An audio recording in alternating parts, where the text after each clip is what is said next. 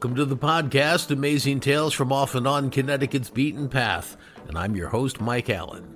During World War II, the U.S. Army ran a top-secret operation in Virginia that dealt with prisoners of war, both Americans held overseas as well as high-ranking German and Italian prisoners who were brought here for interrogation. Now, we only know about it thanks to a few soldiers who were finally cleared to share their stories more than a half-century later. One of the top leaders at Fort Hunt was Connecticut native Silvio Bedini, and here to tell us about it is Peter Bedini, Silvio's son. Just wait until you hear about this operation and also the James Bond-like tactics employed to help our POWs in Europe. Peter will be along in a moment with his gripping story. This week's trivia question: this material gave a small Connecticut village its name, after the village became the top international producer of it in the 18 and 1900s. What's the material and the name of the village? Well, stick around after the main program for the answer, because then you'll know the topic for next week's show. Amazing Tales from Off and On Connecticut's Beaten Path is brought to you by our sponsor, Yale New Haven Health. When people need the best quality health care, there's a reason they turn to Yale New Haven Health. In 1826, Yale New Haven Hospital became Connecticut's very first hospital. They were the first hospital in the U.S. to use chemotherapy. Yale New Haven was the first to introduce insulin pumps for diabetic patients, and they introduced the world's first intensive care unit for newborns. For more information about Yale New Haven Health, visit ynhhs.org. That's ynhhs.org. I'm going to hazard a guess that most of you have never heard of Post Office Box 1142. It was a top-secret operation during World War II based at Fort Hunt in Virginia. It was so secret that they referred to it by its mailing address, which was Post Office Box 1142. The operation was so secret as well that few people outside the very top echelon at the Pentagon even knew it existed. An overview of it is that there were two sections, MISX and MISY. At MISY, German and Italian prisoners of war were held at the base, but these weren't just any prisoners. These were the high-value prisoners, the ones who had valuable information about enemy operations and, under the right conditions, might be convinced to talk. Now, by right conditions, we're not talking about waterboarding or torture, just the opposite. These prisoners were allowed to swim in a country club-like pool, they were treated to fine meals, and they were even sometimes supplied with prostitutes. From what little we know, due to the secrecy around the whole operation, this approach did prove successful in gaining a lot of information about the German and Italian operations in Europe. Our episode today is going to focus instead, though, on MISX, and this was called the escape and evasion part of the operation. Their primary focus: communicate secretly with American POWs being held in Europe through codes. MISX was itself divided into two sections, and they had to work hand in hand. The first side worked on all the written and audio correspondence with the POWs. It was in code, while the other created James Bond-like gadgetry to help the POWs escape. And for all of this to work, they needed to be able to deliver the information and the gadgets to the POWs, and this is why they had to work so closely together. They created two fake charity groups and even had help from the U.S. Post Office in intercepting certain letters so that code could be added or deciphered from the contents. Well, the correspondence side was run by Connecticut native Silvio Bedini. He passed away in 2007. However, his son Peter is here to tell us what he's learned about the operation. Now, most of what we know is because a few of the camp's operators, including Peter's dad, were cleared to speak about the operation by top brass more than a half-century after the end of World War II. Peter says the POWs had valuable information to transmit back to the States, information about factories and troop movements that they'd learn about when they themselves were transferred from one prison to another. From this side, POWs would be sent such things as maps hidden underneath laminated board games like Monopoly or in individual cards in a deck of cards. They'd also get these tools, all of this to help them escape. And wait until you hear about some of the other gadgets that they were sent and how they were hidden. They even dabbled in special invisible inks until the POWs learned that the Germans were swiping incoming mail with a chemical to see if invisible ink was present, so they stopped doing that. Well, just more amazing tales now from Peter Bedini. Peter, I would love to start off talking about your dad's early years. And so he grew up on this farm in what was at the time a pretty rural town of Ridgefield, Connecticut. And when he was a youngster going to school at age 9, he had to get surgery. And it was in the recovery from surgery that something very interesting happened. Could you tell us that story?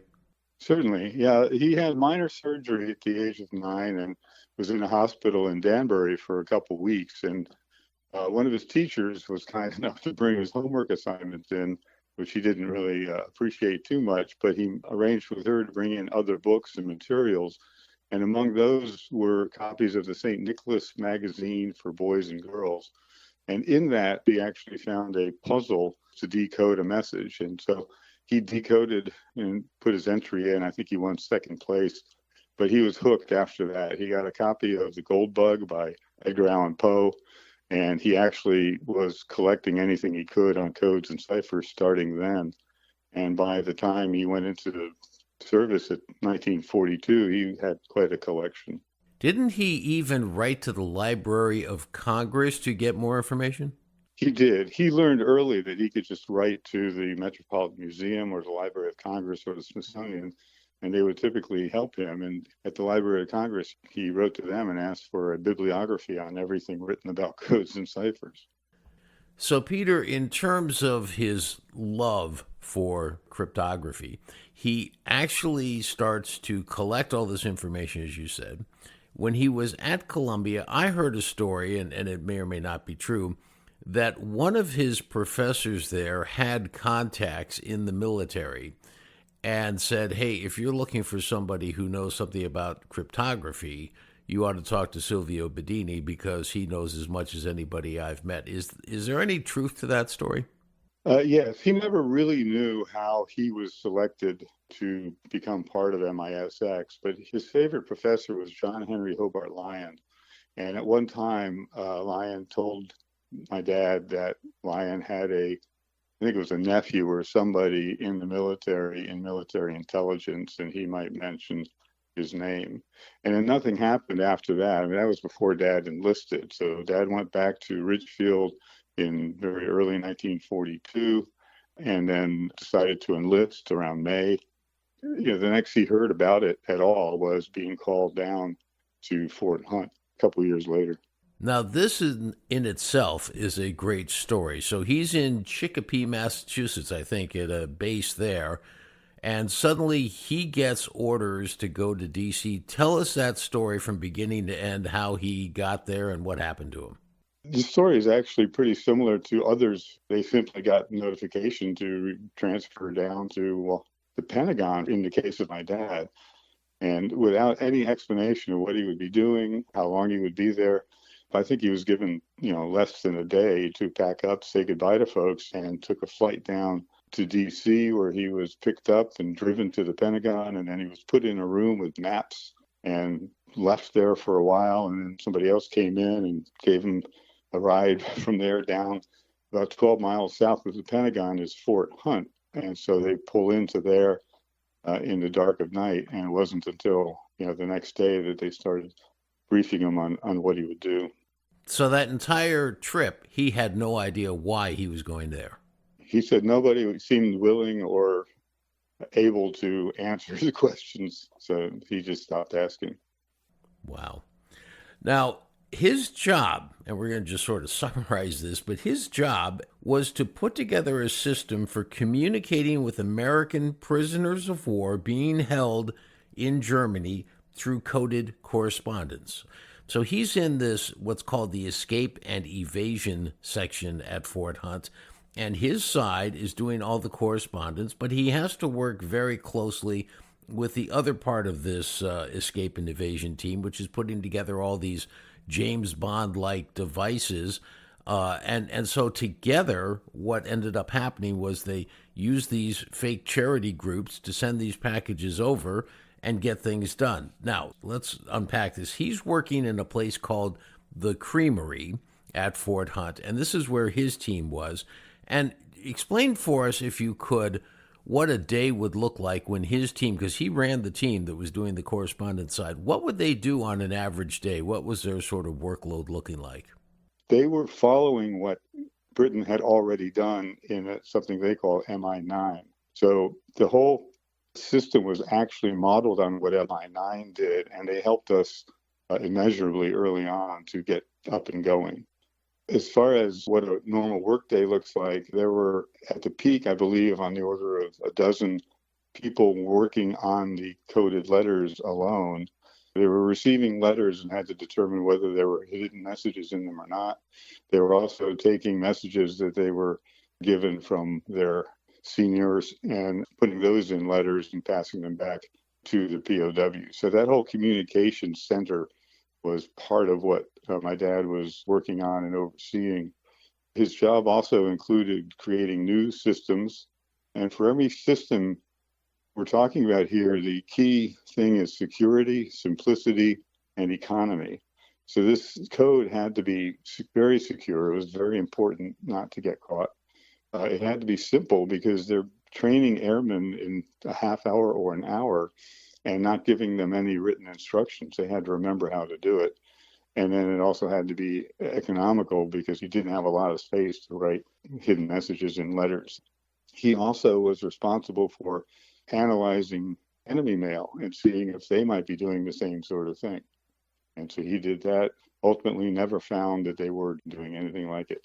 Now, one of the things I find intriguing, and maybe we should just take a moment to point this out because some listeners might be saying, so what would you possibly be writing in a letter to a POW that could be helpful? After all, they're in a jail cell. Well, actually, they were putting in things like escape routes and which parcels were coming in that were going to have these hidden treasures, right? It was absolutely critical that they could tell the POWs to take the package going to somebody named Johnson, as an example, and find, they called them loaded packages when there were things hidden in them. So they'd say, like, break all things wood.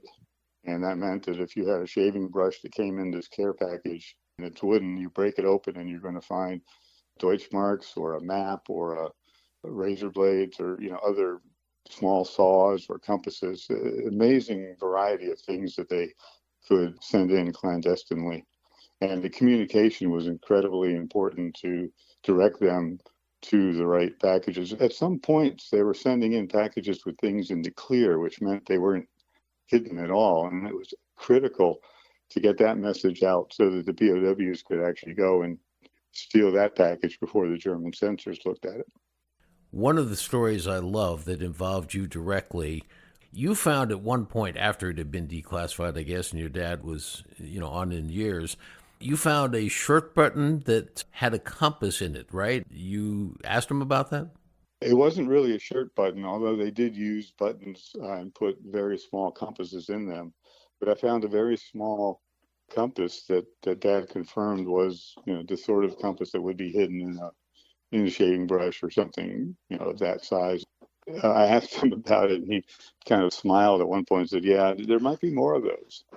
And sure enough, in the years since he was gone, I found a couple really tiny compasses. They were in some box that he had with a variety of screws and things in it. So he had a few things that he kept from that time. One of the things I also found fascinating, because when I was first reading up on this, I read that there were radio receivers built into cribbage boards, and I actually found a photo showing the electrical wiring hidden inside them, which is just fascinating. But the more interesting part to me is that as you would move the cribbage, I don't know what you call it, but the pieces along the board into different holes, you would be able to receive Morse code messages from the BBC if you had the cribbage piece in the right holes. Is that true? The pins in a cribbage board, I think they're usually wooden, but in this case, they were metal because they were, by putting a pin in, you were connecting that to, let's say, the antenna line. So you would take a pin, you would connect it to your metal bunk or something to be an antenna, and you'd put it in a designated spot, and then you would take another pin and you would move it to tune it. So you're only going to get one frequency or two frequencies, but by where you put that other pin would determine which frequency you were using. You had to put an earphone in there too, and then you could hear BBC. After the middle of 43, they were sending coded messages in spoken word transcripts that the Voice of America was sending out. They used to hide things inside ping pong paddles, right? Ping pong paddles, cricket bats, volleyball sets, baseballs.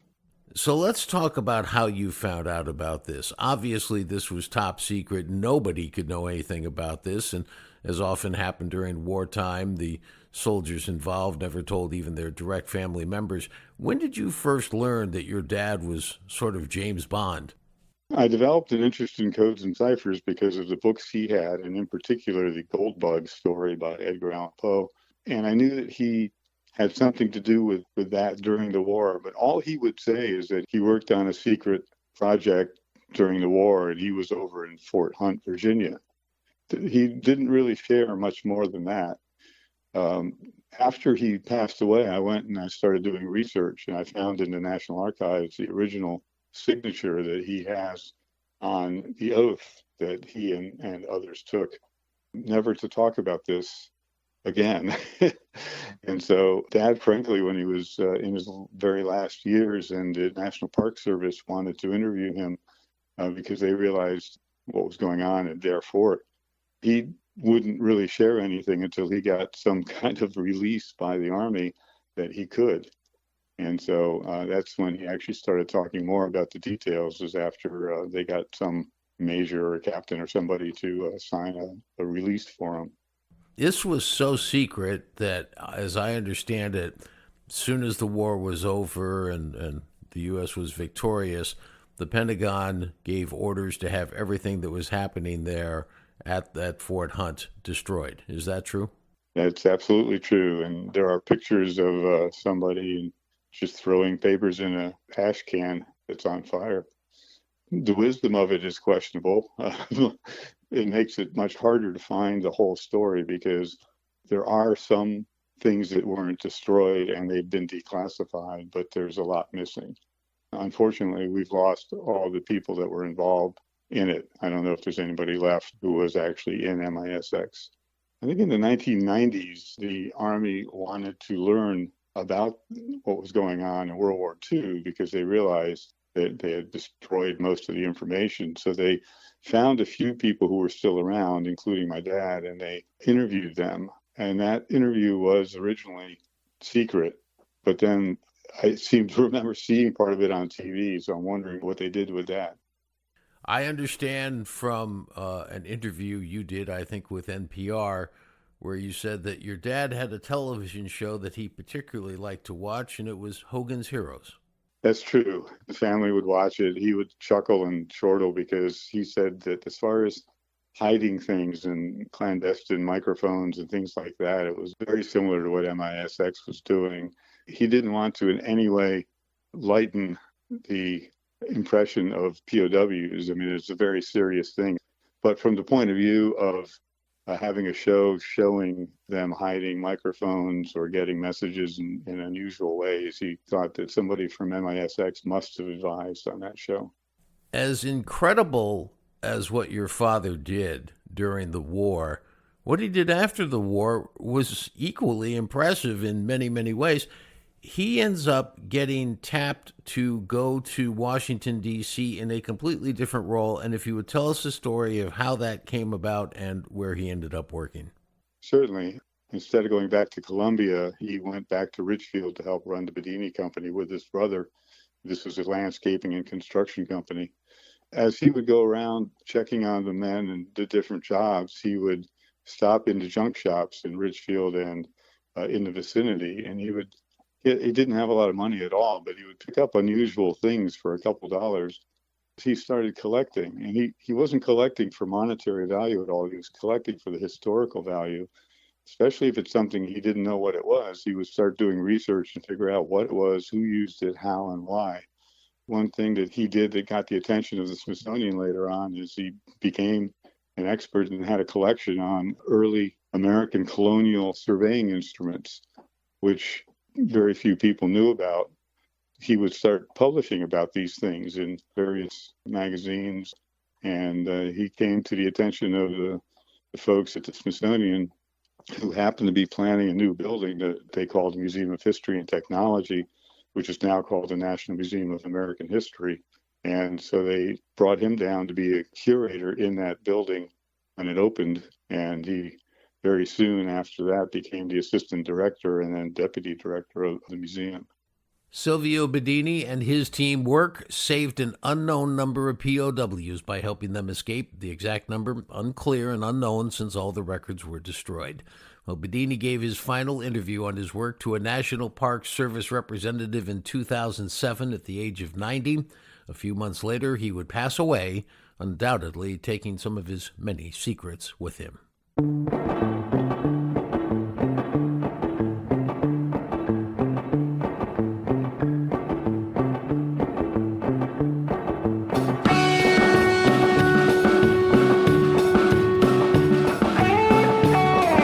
Well, that wraps up this episode of Amazing Tales from Off and On Connecticut's Beaten Path. Today, Fort Hunt is a public park that you can visit on the Potomac River in Virginia. If you visit, you're not going to see the Creamery building where Silvio Bedini and his team worked, or the nearby warehouse building where all those incredible gadgets were made. They, like most of the background of Project Post Office Box 1142, were destroyed after World War II to keep the top-secret program a mystery. I want to thank our guest for today's program, Peter Bedini, son of Silvio Bedini. The answer to this week's trivia question, the question was, this material gave a small Connecticut village its name after that village became the top international producer of it in the 18 and 1900s. What's the material and the name of the village? Well, the answer is ivory, where products made from it occurred in the village of Ivoryton. Next week on Amazing Tales CT, we're going to have the incredible story of how this village grew from just 10 houses to the status of international ivory monopoly and supplied piano keys and other products for decades. Amazing Tales from Off and On Connecticut's Beaten Path is a production of True North Associates, LLC. This is Mike Allen. Be safe and please stay healthy.